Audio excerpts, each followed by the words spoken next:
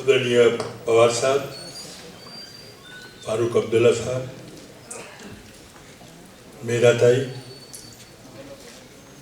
सम्मानीय मंच, आज स्वर्गीय मधु दंडवती जी की शताब्दी अवसर पर उन्हें श्रद्धांजलि अर्पण करने, उनकी यादें ताज़ा करने उपस्थित सभी देवी और सज्जन। मधु जी जब मंत्री थे, मैं दिल्ली में अवश्य पढ़ता था लेकिन संसद में नहीं था। जब मैं संसद में था वो प्लानिंग कमीशन के डिप्टी चेयरमैन थे दूसरी टर्म में।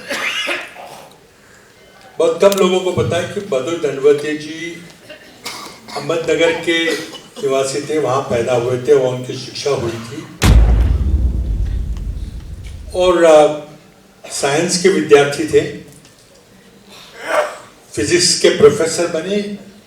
यहीं से 1 किलोमीटर पर जो इंस्टीट्यूट ऑफ साइंस आजकल कहा जाता है, उस समय रॉयल इंस्टीट्यूट ऑफ साइंस कहा जाता था, वहाँ से उन्होंने एमएससी की और अंबेडकर जी के सिद्धार्थ कॉलेज में 25 साल तक वो हेड ऑफ डिपार्टमेंट फिजिक्स के प्रोफेसर के रूप में काम करते रहे। लेकिन बचपन से ही स्वतंत्रता आंदोलन में समाजवादी विचारों ने उन्हें आकृष्ट किया और बहुत कम उम्र में वो समाजवादी पार्टी के मुंबई यूनिट के सेक्रेटरी बने।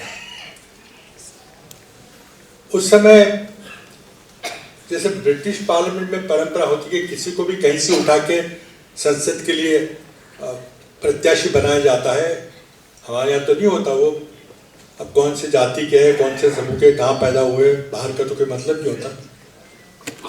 नागपई जी की गुजर गए, बहुत बड़े पार्लियामेंटेरियन थे, कोकण के थे, रत्नागिरी के थे।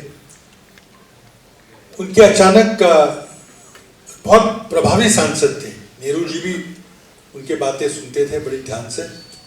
उनका देहांत हुआ 70 में और जो उनकी जगह खाली हुई 71 के चुनाव में, उनकी जगह कौन ले, तो इस फिजिक्स प्रोफेसर को उठा के कोकण में भेज दिया। कोकण का, अहमदनगर का, कोकण का, मुंबई का वैसे काफी भौगोलिक रिश्ता तो है नहीं, लेकिन लोगों ने उनको स्वीकार किया। जैसे हुसैन दलवाई जी ने कहा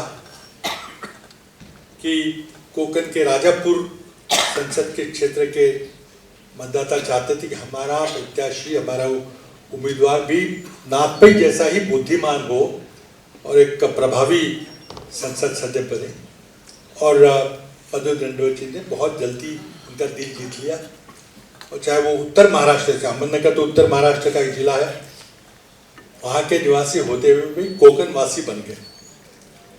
और किसी को शायद पता नहीं होगा कि वो मूल कोकण के नहीं थे, लेकिन इतने घुल मिल गए कोकण के वातावरण से। 5 बार उन्हें राजापुर की जनता ने संसद भेजा। दुर्भाग्य से 91 के चुनाव में वो चुनाव हार गए। इसका कारण था कि 3 उम्मीदवार थे। कांग्रेस का हमारे साथी मेजर सुधीर सावंत खड़े थे, एक और शिवसेना के प्रत्याशी थे। वोटों का बंटवारा हो गया और मधु जी चुनाव हार गए।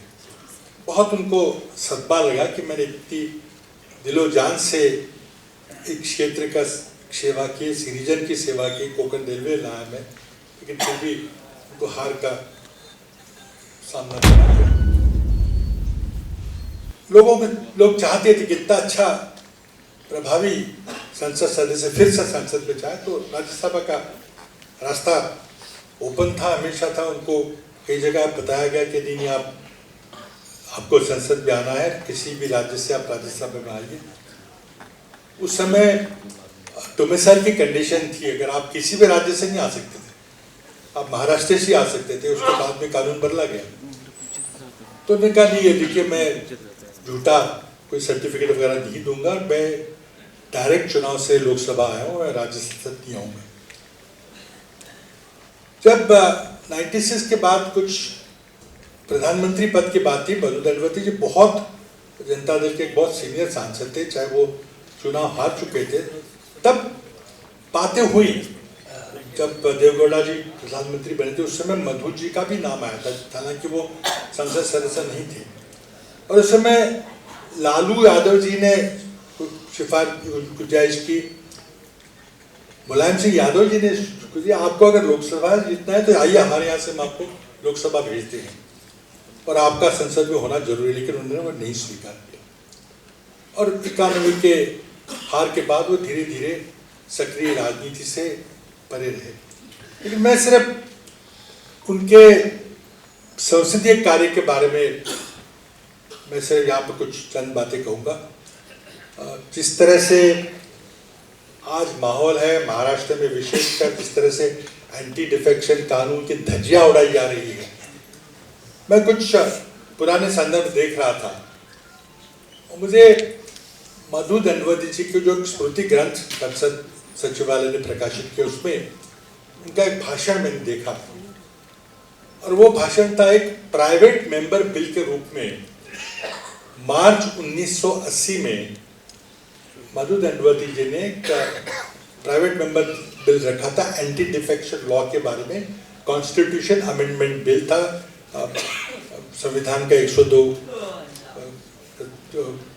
तहत उसका संशोधन की बात थी। बहुत बड़ा भाषण है।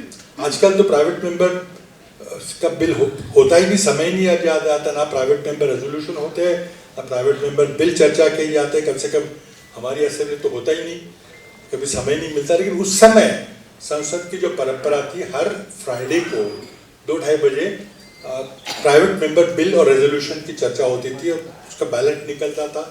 मधु जी का बैलेट निकला और उन्होंने बहुत अच्छा एंटी डिफेक्शन लॉ 1980 में रखा था। और उनका जो भाषण देखें अगर, करीब करीब 8-10 पन्ने का भाषण है, उसमें सभी बातें उन्होंने कही है।